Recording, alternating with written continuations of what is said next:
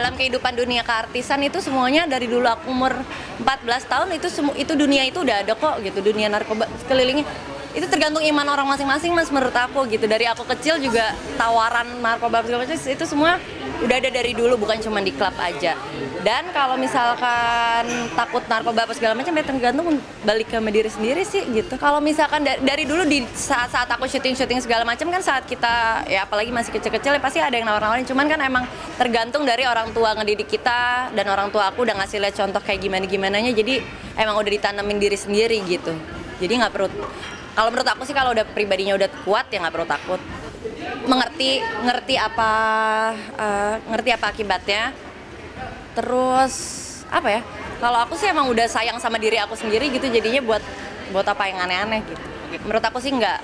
Karena kalau harusnya mungkin dia korban atau mungkin apa, tapi setelah keluar kan orang bisa berbuat jadi baik. Orang harus dikasih kesempatan kedua menurut aku, apalagi kalau emang kerjaan utamanya jadi artis. Kalau emang harus diberhentiin padahal dia udah mau berubah kan, kasihan gitu. Menurut aku sih setiap orang mempunyai kesempatan kedua gitu. Buat semua teman-teman wartawan yang dari tadi nelfon WhatsApp buat minta statement terkait berita sahabat aku Nia yang saat ini tertangkap, aku sebenarnya nggak ada kapasitas buat ngomong apa-apa karena aku nggak tahu apa-apa. Tapi yang pasti dalam diri pribadi aku sangat menyesali keadaannya, dan mudah-mudahan Nia beserta Mas Ardi dan keluarga bisa segera mendapatkan jalan yang terbaik buat semuanya. Selama mengenal sosok Nia, nggak pernah ada di benak aku gitu bahwa hal ini bisa terjadi gitu. Jadi aku tuh cuma kasih emotikon nangis gitu, karena aku nggak kayak gitu, kayak kaget gitu, kayak shock gitu. Singkat kata ini yang terjadi, karena saya sendiri pun kan pekerjaan saya kan sebagai seorang musician, ilusionis, pekerjaan saya mengharuskan saya untuk dalam tanda kutip berbohong.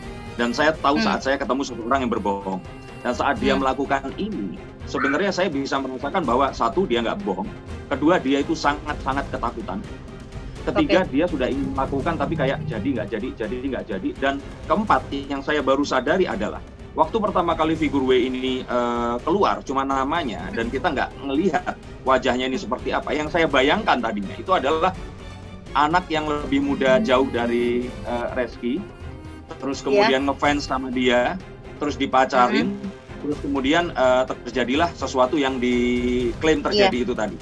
Nah, setelah saya ketemu, ternyata dia ini 3-4 tahun lebih dewasa, terus secara finansial juga lebih mapan. Ini saya merasa bahwa sepertinya alasannya dia nggak perlu untuk itu gitu.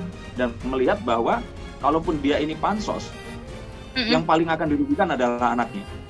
Nah, pertanyaan saya pun yang pertama adalah menanyakan kepada dia, ini kamu memang kamu mau sih ini di blow up sama media seperti ini? Dan dia katakan, ini bukan saya yang mau, Mas. Saya melakukan ini dengan sangat senyap. Tapi menurut pengakuan yang bersangkutan, itu pihak dari lawan hukumnya ini tadi yang terus melakukan sesuatu mungkin nggak diperkirakan sampai akhirnya berita ini terus jadi heboh seperti sekarang. Menurut pengakuannya dia, dan menurut penilaian saya, dia nggak bohong. Tapi kita tentu saja akan menunggu nanti di peradilan akan seperti apa. Oh ya banyak, cuman ya itu tadi Mbak, saya nggak mungkin bisa nyeritain semua karena satu, saya belum konfirmasi juga ke dia mana yang boleh saya ceritakan, dan kalaupun mana yang boleh diceritakan ya sudah ada di semua video saya, dan hari ini nanti naik panduannya juga. Saya kira dengan dia akhirnya mau di sini, itu keberanian yang dia tunjukkan. Dan dia pun sebelum dia muncul, dia membaca komentar orang di sosial media itu, dia sudah sangat ketakutan. Karena seperti kita ketahui kan, kalau kita boleh bagi di sini, itu mungkin 90-80% itu berpihaknya kepada pihak lawan hukumnya ini tadi.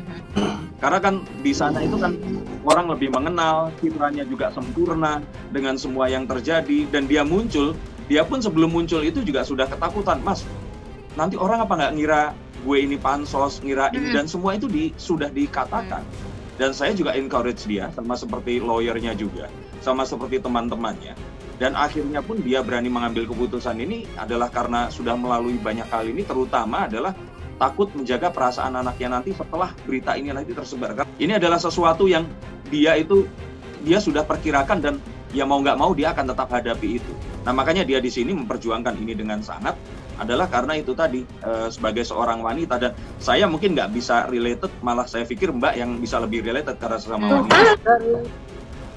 Ya, saya pikir sih ada banyak pertimbangan ya di sini ya.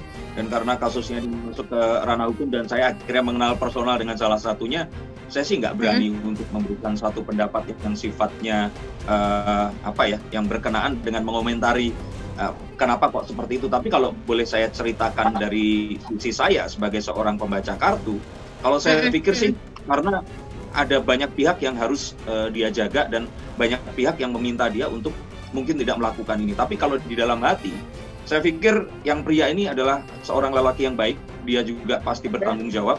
Dia juga pasti memiliki rasa sayang terhadap apapun itu, jika memang ternyata betul ya. Dan saya pikir dia ini mempertimbangkan banyak orang lain sehingga dia akhirnya sekarang lebih memilih diam. Kalau ditanya apakah mau, saya pikir sih mau. Dan kalau artinya ditanya apakah memang ini akan berakhir dengan, kalau nanti ternyata sudah dibuktikan secara sah DNA-nya ya, seharusnya ini akan jadi satu pengakuan sih.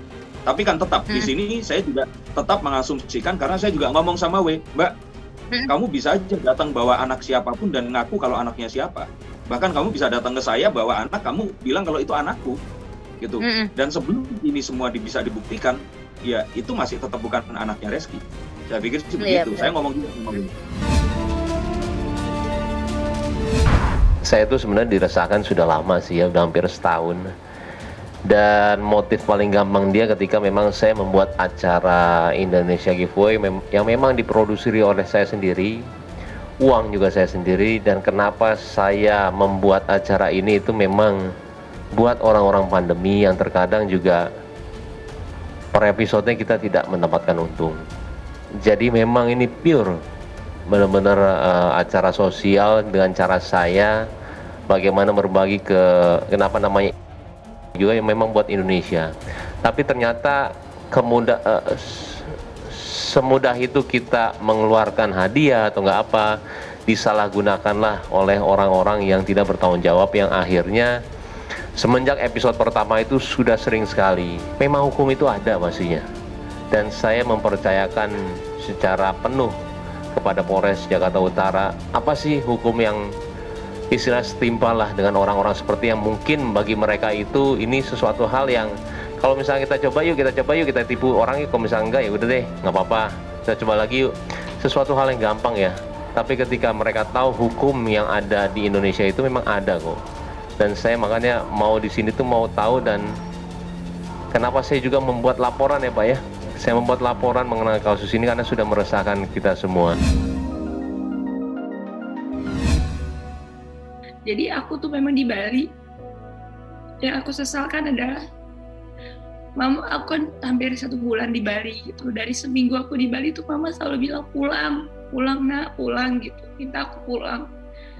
Cuman aku bilang mah kondisinya anak-anak lebih bagus di Bali. Mereka bisa mengekspor alam, mereka bisa bermain. Karena kalau di Jakarta kita cuma di rumah aja, kita ngeliat anak kurang bisa mengeksplor gitu. Terus beliau selalu bilang ya, Kalisa kapan pulang? Nah pada saat beliau sudah terpapar COVID dari hari pertama, beliau kirimkan beberapa video yang mungkin saya nggak bisa share karena beliau nggak menggunakan hijab gitu. Itu suaranya beliau cuma minta pulang, Kalisa doain Oma ya, biar Oma cepat sembuh, biar Oma bisa cium Kalisa, kayak gitu. Beliau juga minta saya pulang gitu, selalu bilangnya pulang ya gitu. Alhamdulillah saya selalu bilang sama istri saya, insya Allah mama sehat, mama kuat, mama juga berjuang, kita juga berjuang. Semua akan bekerja karena kehendaknya Allah Subhanahu Wa Taala. Minta kepada Allah dan juga semua yang nonton ini berharap agar mendoakan, bacakan surat Al-Fatihah agar Mama Masayu Puspita Diana, Allah berikan kesehatan, Allah angkat penyakitnya, Allah selamatkan dari azab corona ini. Amin, amin ya rabbal alamin.